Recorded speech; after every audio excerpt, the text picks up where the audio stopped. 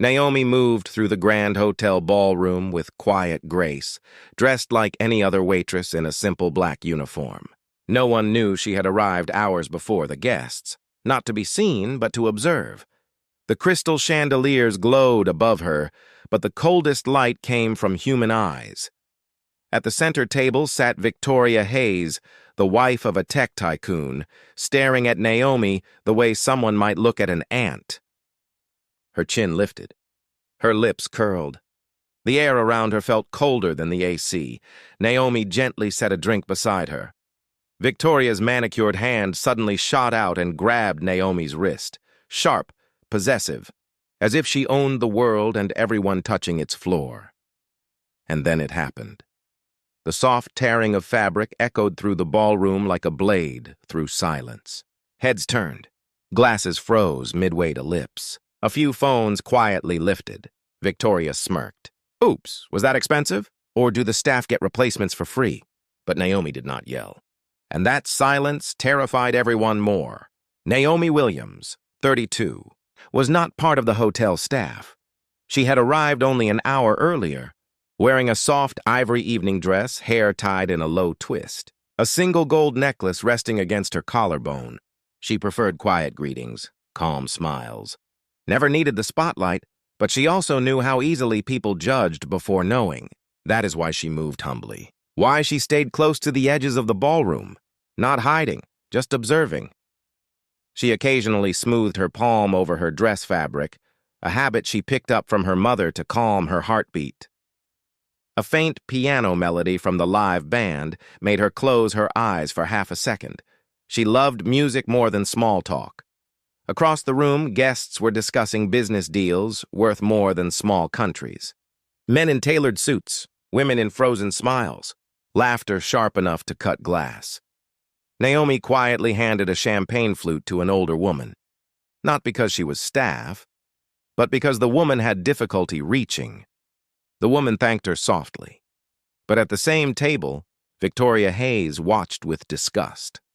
Victoria had arrived late, trailing her perfume like superiority. She had mistaken Naomi the second she saw her. Not as a guest, but as help. Not as someone equal, but as someone to command. Naomi noticed the stairs building. She had seen this before, many times.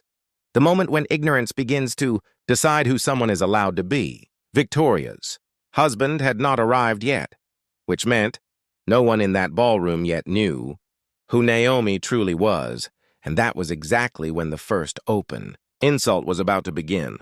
Victoria did not call for Naomi! She snapped her fingers. As if summoning a servant, Naomi turned slowly, not out of obedience but out of grace.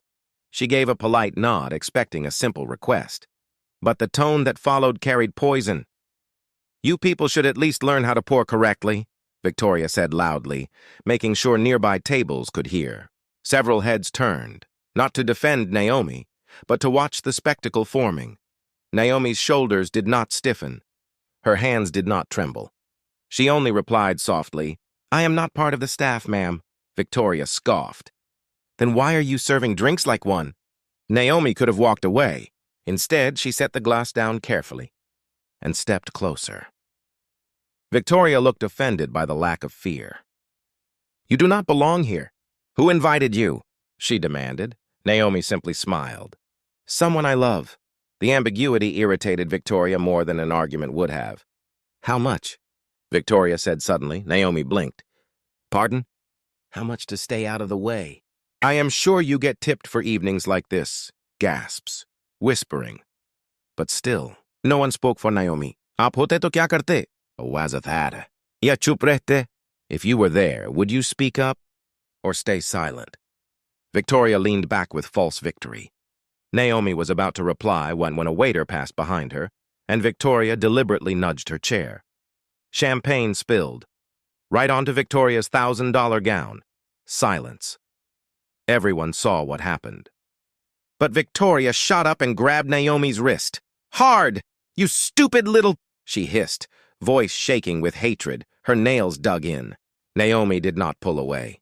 Calm, steady, silent. Victoria, in blind fury, grabbed Naomi's dress with her free hand.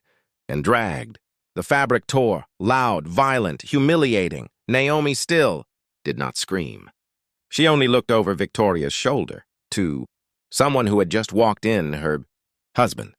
And the moment he saw what Victoria had done, his entire face changed. Victoria was still gripping torn fabric when a sharp voice cut through the ballroom. "Victoria, let go." Every guest froze. Naomi did not turn. She did not need to. That voice, calm, powerful, razor-controlled, belonged to her husband, Elias Grant, founder of a global tech empire. One of the evening's keynote VIPs. He wasn't supposed to arrive this soon. Victoria's hand fell away instantly, as if burned. Elias walked toward them. Slowly, eyes not on his wife, but on Naomi, checking first if she was hurt. Not the one who tore her dress. That alone silenced the entire ballroom. Naomi, just her name, spoken like a prayer. He took off his tuxedo jacket and gently wrapped it over her shoulders. Only then did he look at Victoria. "Did you just assault my wife?" The color drained from Victoria's face so fast, she nearly stumbled. "Wife?" she whispered. I thought she was staff. You tore her dress." Elias's tone never rose. Yet it felt dangerous. "You grabbed her in front of witnesses, and you call it a mistake?" People who laughed before could not look up now. Victoria tried to speak, but no words formed. Naomi placed a hand on Elias's arm. A silent request. She was not angry, just deeply disappointed. Elias understood. He took a breath, then turned, not to Victoria, but to the crowd. "If you judged her before knowing who she was, remember this moment." A hush so heavy it felt spiritual. Share this if you still believe that a person's worth is never decided by assumptions. Victoria, trembling, finally whispered, "Who are you really?" And Naomi finally answered. Naomi did not raise her voice. She simply stood taller, the torn fabric still draped beneath Elias's jacket. Her calmness felt heavier than anger. Victoria's lips trembled. Who are you?" Naomi looked at her, not with pride, not with revenge, but with grace. "I am Naomi Grant," she said quietly, "partner and co-owner of the foundation that paid for tonight's event." The air changed. It was no longer silent, it was ashamed. One by one, heads lowered. The waiters stopped moving.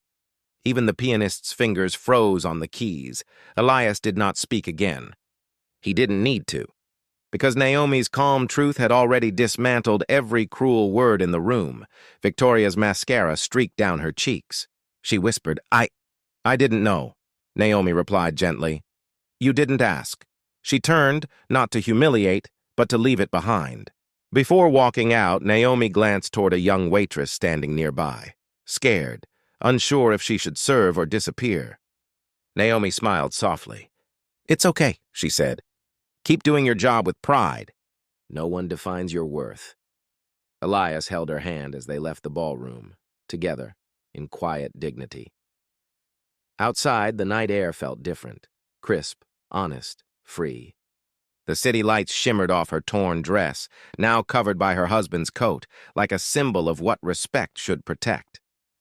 That night, no one remembered the music or speeches. They remembered the silence after the tear, and how it changed every person who heard it. Subscribe for more stories where silence transforms power into respect. How many people would treat others differently if they realized who was quietly watching their actions?